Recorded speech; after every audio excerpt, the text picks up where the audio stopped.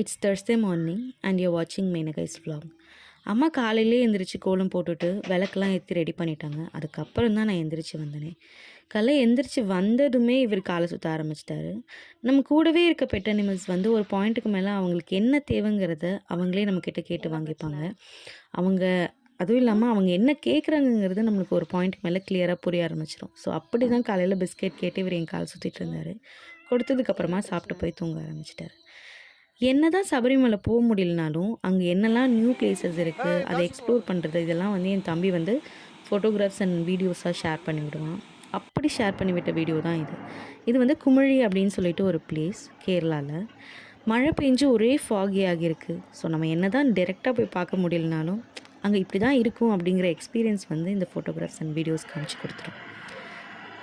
நீங்கள் இந்த மாதிரி எந்த பிளேசஸ் வந்து வீடியோஸில் பார்த்து எக்ஸ்ப்ளோர் பண்ணியிருக்கீங்க? கமெண்ட் பண்ணுங்கள்.